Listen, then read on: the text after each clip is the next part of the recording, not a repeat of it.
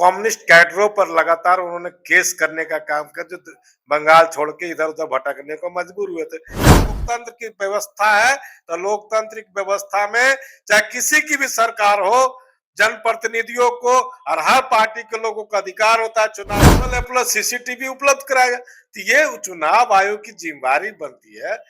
वो बोलते हैं मैं लोक भवन जाके इस्तीफा नहीं दूं, तो लोक भवन के पास राइट है। चुनाव आयोग एक तरफा काम कर रहा था। जहां तक वाम दलों की बात,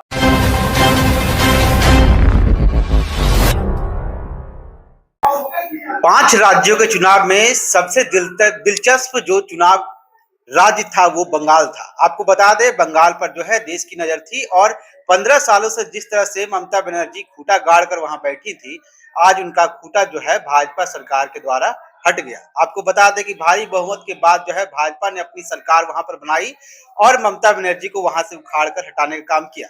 अब मामला ये है कि ममता बनर्जी अब इस्तीफा देने से जो है मुकर रही है। उनका कहना है कि हम लोक भवन नहीं जाएंगे और जो है जिस तरह से उन्होंने कहा कि हम इस्तीफा नहीं देंगे, और इसी चीज को लेकर के अब एक सबसे बड़ा सवाल ये उठता है कि अगर वो इस्तीफा नहीं देती हैं तो कैसे प्रक्रिया होगा और क्या कुछ प्रक्रिया के तहत जो है वहां पर सरकार भाजपा बनाएगी। इन तमाम मुद्दों को लेकर हम सीपीआई नेता अजय जी से भी जुड़ने वाले हैं, उनसे भी मुद्दे विचार विमर्श करेंगे, क्योंकि सीपीआईएम जो है वहां से 2 सीट पर जो है अपनी जीत हासिल की है। हालांकि क्या कहिएगा, जिस तरह से 2 सीट पर सीपीआई भी वहां हासिल की है, लेकिन कहीं ना कहीं भाजपा जो है बहुत ज्यादा बढ़त बनाई अपनी सीट को लेकर के, और ममता बनर्जी जो उनका साफ कहना है कि हम इस्तीफा नहीं देंगे और लोग भवन नहीं जाएंगे।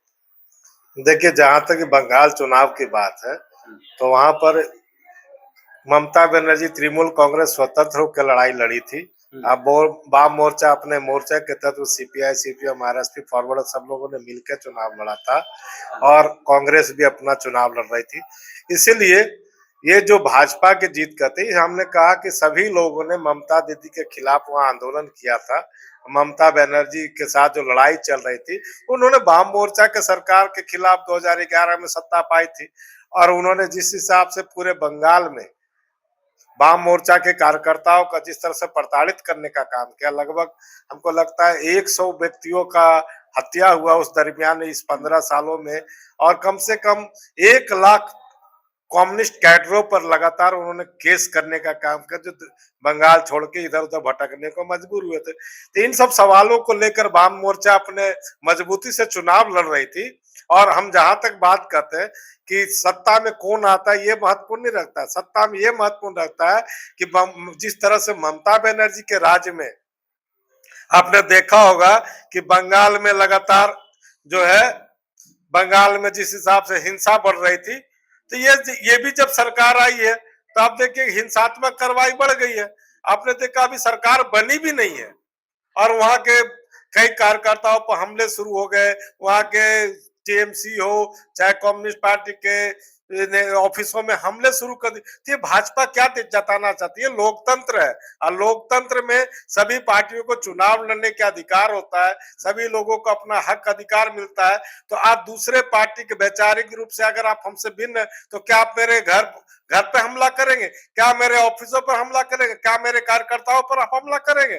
अगर ये लोकतंत्र की व्यवस्था है, तो लोकतांत्रिक व्यवस्था में चाहे किसी की भी सरकार हो, जनप्रतिनिधियों को और हर पार्टी के लोगों का अधिकार होता है चुनाव लड़ने का। और इस तहत में चुनाव जो लड़ी जाती है, तो चुनाव जीतने के बाद बदले की राजनीति नहीं होना चाहिए। लोकतंत्र की खूबसूरती तभी होती है कि स्वेच्छा से आप हारते हैं तो उस जनादेश को मानिए और जनता के जो जनादेश उसको मानिए, और सरकार बनाने के अगर आपको जनादेश मिला है तो आप जनता के हित में काम कीजिए। आपको व्यक्ति भाजपा के लिए केवल नहीं मुख्यमंत्री आपको बनाया गया है, वहां बनाया गया बंगाल की जो करोड़ों जनता है उनके लिए आप प्रतिनिधित्व करोगे। भाजपा अगर सरकार बनाएगी तो पूरे बंगाल को प्रतिनिधित्व करने की बात होगी। इसलिए हमारा साफ समझ है कि बीजेपी ने भी उसी कदम को उठाया है कि जो 2011 में वाम मोर्चा की सरकार हटने के बाद तृणमूल कांग्रेस ने स्टेप उठाया था कि उन्होंने वाम मोर्चा के ऑफिसों में कब्जा करना शुरू कर दिया था, लोगों के साथ मारपीट करना शुरू कर दिया था, जबरन कब्जा करने की जो कोशिश की थी। आज वही घटना अगर बीजेपी भी करिए, लोकतंत्र के लिए शर्मनाक है। और जहां तक मेरी बात है कि बंगाल के चुनावों में ममता बनर्जी जो बात कह रही है उस पर सोचने की जरूरत ये है कि आपने देखा जिस तरह से केंद्रीय बलों का नियुक्ति करके वहां के लोगों को डराने धमकाने का काम आपने किया। और अगर ममता बनर्जी मांग कर रही है कि सभी काउंटिंग का विजुअल प्लस सीसीटीवी उपलब्ध कराएगा, तो ये चुनाव आयोग की जिम्मेदारी बनती है कि अगर कोई आप पर आरोप लगाता है तो आरोप को हटाने के लिए, आरोप को खारिज करने के लिए विधिवत सभी जिलों मतदान केंद्रों की जो रिकॉर्डिंग हुई है वो आप पेश करने का काम करें। दूसरी चीज की बात बताते हैं कि सबसे बड़ी बात है कि आपने देखा होगा कि जितने भी चुनाव हुए 27 लाख से 32 लाख वोटरों का नाम वहां काटा गया। और जो आंकड़े दिख रहे हैं, इलेक्शन कमीशन ने जो आंकड़े दिखाए हैं उतने ही 27 लाख वोटों का डिफरेंस दिख रहा है बीजेपी और टीएमसी में। तो ये सवाल तो खड़ा करता है ना कि उतने ही वोटों का डिफरेंस क्यों जितना आपने एसआईआर में काटने का काम किया। तो अगर ये सच्चा है तो इस पर लोकतांत्रिक तरीके से बात होनी चाहिए। और जहां तक ममता बनर्जी की बात है, वो एक पार्टी की प्रमुख है और वो बोलती है मैं लोक भवन जाके इस्तीफा नहीं दूं, तो लोक भवन के पास राइट है। अगर उनकी कुछ डिमांड्स है, लोक भवन उनको या तो इस्तीफा उनसे मांगने का काम करे। उन्होंने कहा मैं लोक भवन जाके नहीं दूंगी, ये स्पष्ट रूप से कहा कि लोक भवन जाके मैं इस्तीफा नहीं दूं। तो आगे राज्यपाल की भूमिका जो होती है, क्योंकि आज 7 मई को वहां 5 साल का कार्यकाल विधानसभा का पूर्ण हो जाता है, इसलिए ममता बनर्जी को जो राज्यपाल से जो निर्देश आता है उसका पालन करना चाहिए। लोकतंत्र की खूबसूरती उसी में है। लेकिन मैं फिर दोहराना चाहता हूं कि भाजपा वही गुंडागर्दी नहीं दोहराए जो टीएमसी ने 2011 में दोहराया था। और पक्ष विपक्ष को मिलाकर अगर सत्ता को आप चलेंगे तभी देश में लोकतंत्र बच सकता है। बंगाल का दिग्गज नेता शुभेंदु अधिकारी, उनके पीए की जो है निर्मम हत्या कर दी गई 3 गोली मार करके।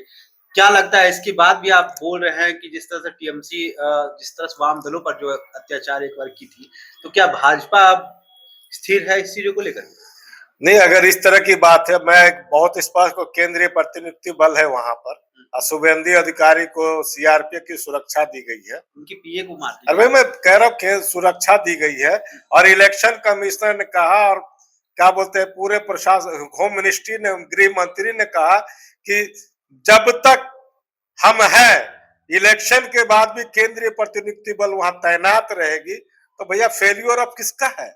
अगर पूरा केंद्रीय प्रतिनिधि बल वहां पर पूरे पुलिस बल को तत्काल प्रभाव से अपने प्रभाव में लिए हुए, वहां के सत्ता को अपने हाथ में लिए हुए, तो ये तो सोचने की जरूरत है ना कि केंद्रीय प्रतिनिधि बल के रहते हुए भी शिवेंदु सेन के पीए की हत्या होती है।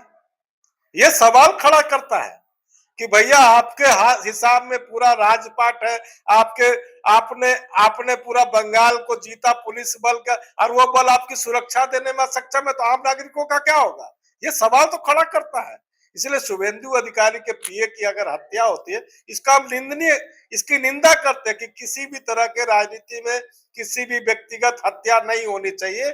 लेकिन सवाल उसी से किया जा सकता है कि जो सत्ता का संचालन कर रहा हो। अगर सत्ता का संचालन टीएमसी कर रही होती, अगर वो माननीय मुख्यमंत्री के पुलिस डीजीपी कर रही होती, आपने तो डीजीपी से लेके पूरा आईएएस सिस्टम को बदलने का काम किया। इसलिए पूरी सत्ता की जो जिम्मेदारी बनती है वो भाजपा की केंद्र शासन को बनती है। गृह मंत्री के जवाब देते किसी की हत्या होता, बंगाल के जिम्मेदार वो होते हैं। वाम दल 2 सीट पर वहां जीत कर आई। आप संतुष्ट हैं वहां की बंगाल चुनाव में जिस तरह से इस बार इलेक्शन हुआ, वोटिंग हुआ और जिस तरह से चुनाव आयोग ने अपनी जो है वहां पर जिम्मेदारी निभाई, उससे आप संतुष्ट हैं? देखिए चुनाव आयोग ने कोई जिम्मेदारी नहीं निभाई। चुनाव आयोग एक तरफा काम कर रहा था। जहां तक वाम दलों की बात है तो वाम दल स्पष्ट रूप से कहते हैं कि उन्होंने अपना जो एजेंडा था उस आधार पर चुनाव लड़ाया। हमने कम से कम 100 सीटों के आसपास हमारे कैंडिडेट ने जो हम प्रमुखता से जो बातें उठा रहे थे, हमने उस बातों को उठाया और हमने नए चेहरे को मौका दिया। क्योंकि हमारा जो सरकार का तंत्र चल रहा था वो लंबे समय से, हम 15 साल से सत्ता से बाहर भी थे, उसके बावजूद हमारा जो चल रहा था क्रियाक्रम, तो वाम दलों ने वह एक मजबूत उपस्थिति दर्ज कराई है। और मुझे लगता है कि जिस तरह से लेनिन की मूर्ति भाजपाइयों ने तोड़ने का काम किया, तो उनको लगता है सबसे ज्यादा विचारधारा की लड़ाई अगर आती है तो कम्युनिस्ट पार्टियों से उन्हें डर है, उन्हें टीएमसी के गुंडों से डर नहीं है, उनको टीएमसी से खतरा नहीं है। उनको लगता है वैचारिक लड़ाई कम्युनिस्ट पार्टी लड़ सकती है, उसी कम्युनिस्ट पार्टी के लिए वो लगातार जो है उनके उनके आदर्शों को मिटाने का प्रयास वो कर रही है। ये बड़ा सवाल इसलिए उठता है कि वाम मोर्चा की सरकार जो है बंगाल में काफी दिनों के बाद वाम मोर्चा के लोग उत्साहित होकर चुनाव में आए, और आप देखेंगे कई ऐसे ऑफिस जिस पर तृणमूल ने जबरदस्ती कब्जा किया था, उसको कल से ऑफिसर लोगों ने खोलना शुरू किया। तो ये गुंडागर्दी के खिलाफ वामदल भी लड़ रही थी, कांग्रेस भी लड़ रही थी और बीजेपी भी लड़ रही थी। लेकिन हमको ये था कि बंगाल में सत्ता परिवर्तन होता है तो ममता बनर्जी जी स्ट्रैटेजी को लेकर चल रही थी कि बदला लेने की जो राजनीति थी, वो राजनीति बीजेपी अगर ये सुन कर रही है तो कहीं न कहीं लोकतंत्र को खतरे में पहुंचाने का काम कर रही है। इसलिए हमारा केंद्र सरकार से भी आग्रह होगा कि बंगाल में बदले की राजनीति को भूलकर वहां के विकास के कार्यों पर ध्यान दे, अन्यथा कम्युनिस्ट पार्टी जाग चुकी है और मजबूती से आपका प्रतिरोध करेगी कोलकाता की सड़कों पर उतर। 2 सीट पे आए संतुष्ट हैं ये मामले पर? हमने कहा कि हमारा डेवलपमेंट, हम पिछले बार शून्य पर थे, इस बार हमारा खाता खुला हुआ है और मजबूती से हम संघर्ष करेंगे। और मैंने कहा कि हमारा एक अकेला आदमी भी अगर विधानसभा में तो जनहित के मुद्दों को लेकर उठाएगा, हम मजबूती से जनपक्षीय आवाज को हम उठाएंगे। जी बिल्कुल, इस वक्त हमारे साथ खास बातचीत के लिए सीपीआई नेता अजय सिंह जी थे। जिस तरह से इनका साफ कहना है कि बंगाल चुनाव में जिस तरह से चुनाव आयोग और केंद्र सरकार के द्वारा जिस तरह से बदलाव किया गया, वो कहीं न कहीं इससे काफ़ी परेशानियों का भी सामना करना पड़ा बंगाल में। ऐसे में देखने वाली बात ये है कि क्या ममता बनर्जी जो है वो इस्तीफा देगी या फिर राजभवन जो है उनके खिलाफ जो है कार्रवाई करेगी। तब तक के लिए हमारे साथ बने रहे। मैं चंदन, धन्यवाद।